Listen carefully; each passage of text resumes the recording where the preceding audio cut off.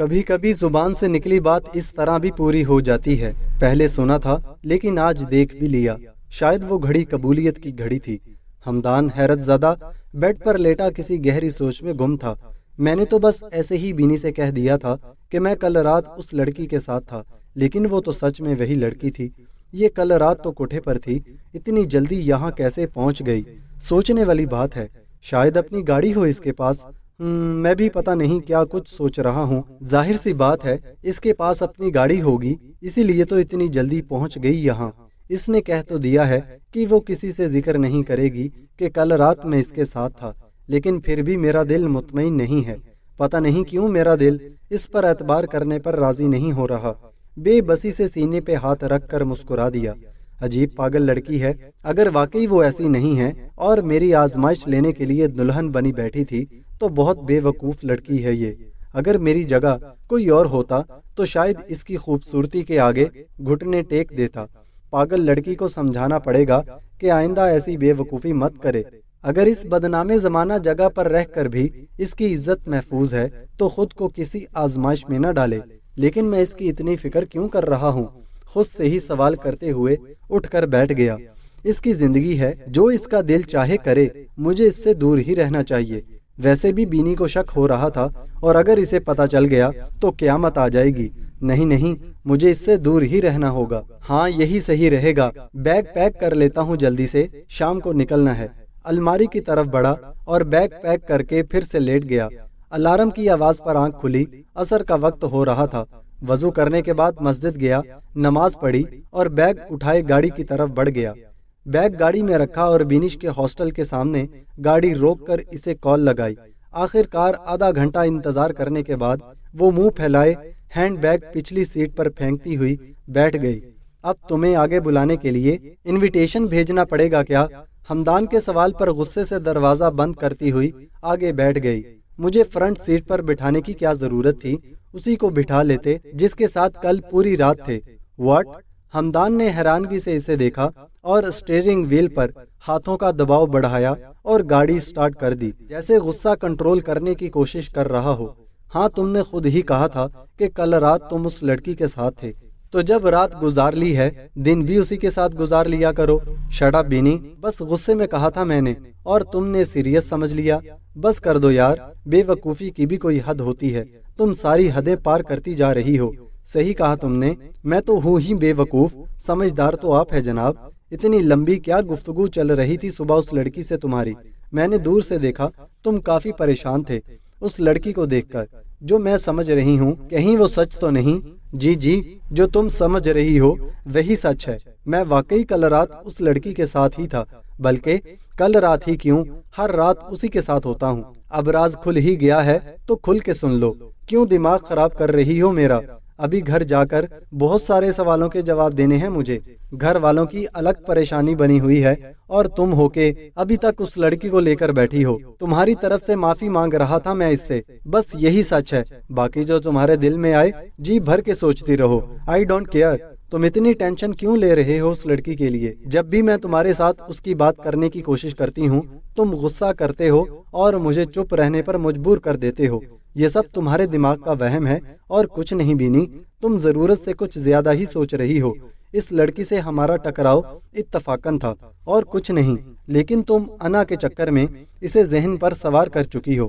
Forget, ہماری اپنی زندگی بھی زندگی ہے، اپنے بارے میں سوچو، بجائے اس کے ہم اپنے قیمتی لمحات میں اسے ڈسکس کرتے رہیں۔ کہہ تو تم ٹھیک رہے ہو، لیکن اس نے میری بہت انسلٹ کی تھی اور اسے معافی مانگنی چاہیے تھی مجھ سے، لیکن الٹا تم اسی سے معافیاں مانگ آئے ہو۔ کم آن یار، زبردستی معافی نہیں منگوائی جا سکتی کسی سے جب تک اس کو خود اپنی غلطی کا احساس نہ ہو، اور مجھے امید ہے کہ ایک دن وہ لڑکی خود تم سے معافی مانگے گی۔ ہاں ضرور، میں وہ دن لا کر ہی چھوڑوں گی۔ بینی کے چہرے پر مسکراہٹ پھیل گئی اور ہمدان نے گہری سانس لیتے ہوئے سکھ کا سانس لیا۔ بینی اس کا بازو تھام اس کے کندھے پر سر رکھ کر آنکھیں بند کر کے بیٹھ گئی۔ بہت نیند آ رہی ہے مجھے، جب گھر پہنچ جائیں تو مجھے جگا دینا۔ ہمدان کے ہونٹوں پر مسکراہٹ پھیل گئی۔ اس کی یہ جنونی محبت کسی دن طوفان نہ بن جائے۔ گھر پہنچتے ہی گیٹ کے باہر گاڑی پارک کی اور بینی کو جگایا۔ اٹھو، گھر پہنچ گئے ہیں ہم۔ کندھے سے ہلایا تو وہ آنکھیں مسلتی ہوئی اٹھ گئی۔ जैसे ही हमदान ने हॉर्न बजाया, गेट खुल गया। अंदर पहुंचकर गाड़ी की चाबी गेट कीपर की तरफ उछाली और अपना फोन और वॉलेट उठाकर अंदर चल दिया। रुको रुको, बीनिश तेजी से हमदान की तरफ दौड़ी और इसके बाजू पर हाथ रखती हुई मुस्कुराती हुई अंदर की तरफ बढ़ गई। हमदान ने अफसुर्दगी से सर हिलाया। कुछ नहीं हो सकता तुम्हारा। अस्सलाम वालेकुम। दोनों ने अंदर दाखिल होते ही सलाम किया। वालेकुम अस्सलाम। बीनिश की मम्मा सोफे से उठकर दोनों की तरफ बढ़ी। अस्सलाम वालेकुम ताई अम्मा। हमदान ने हिचकिचाते हुए इन्हें सलाम किया। वालेकुम अस्सलाम। उन्होंने संजीदगी से सलाम का जवाब दिया और दोनों के सर पर बारी बारी हाथ रखा। मिल गया टाइम घर आने का दोनों को। हमदान की मामा भी आगे बढ़ी और दोनों का बारी बारी माथा चूमा। जी चची जान, मिल ही गया टाइम आपके लाडले को घर आने का। जबरदस्ती लाई हूँ, वरना इसका दिल ही कहाँ करता है घर आने को। रंग बिरंगी तितलियां देखने का जो आदी हो चुका है। हमदान ने इसे गुस्से से घूरा, लेकिन बिनिश पर कुछ असर नहीं पड़ा। हमदान ने जेब से पेन निकाला और बिनिश का हाथ थामकर इसकी 2 उंगलियों के दरमियान रखकर जोर से दबाया तो इसकी चीख निकल गई। वो क्या है ना अम्मा, ये प्यार ही बहुत करती है मुझसे, इसकी बात कैसे टाल सकता हूँ मैं। तेजी से बोलते हुए अपना हाथ वापस खींचा और पेन दोबारा पॉकेट में रख दिया। क्या हुआ बीनी? हमदान इसे दबाते देखकर मुस्कुराते हुए बोला। चची जान, इसके हाथ में कुछ था। कुछ किया है इसने? बीनिश तेजी से इसके हाथ थामती हुई बोली। लेकिन हमदान के हाथ में बस फोन और वॉलेट था। कंधे अचकाते हुए मुस्कुरा दिया। तुम्हें ड्रामे करने की आदत है बीनी, मैंने कुछ नहीं किया। नहीं चची जान, इसके हाथ में कुछ था। बीनिश ने मदद तलब निगाहों से इनकी तरफ देखा और उन्होंने हमदान की तरफ देखा और हमदान ने सर नफी में हिला दिया। बस करो, तुम आते ही शुरू हो गई। माँ की आवाज पर बीनिश माँ की तरफ पलटी। भाई आप आ गए। अली तेजी से दौड़ता हुआ हमदान के गले लग गया। कहाँ चले गए थे आप? पता है कितना डर गए थे हम सब। Don't worry, I am fine बड़ी। हमदान ने उसे खुद से अलग किया और आईब्रो चकाते हुए बीनिश की तरफ देखा। बीनिश ने बेरुखी से मुंह दूसरी तरफ मोड़ लिया। कुछ नहीं हुआ था मुझे, दोस्त के भाई की शादी थी, रात उसी की तरफ रुक गया था और फोन की बैटरी लो थी, पता ही नहीं चला कब खत्म हो गया।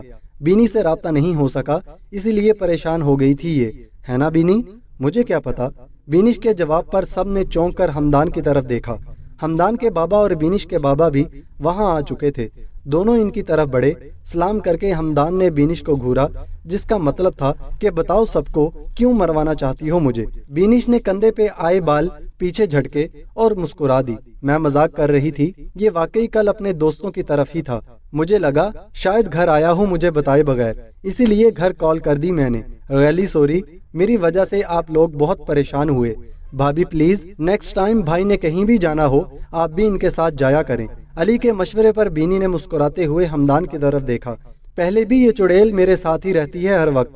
पर हमदान के जवाब पर सब हंस दिए सिवाय बीनिश के। वो हमदान के पीछे दौड़ी।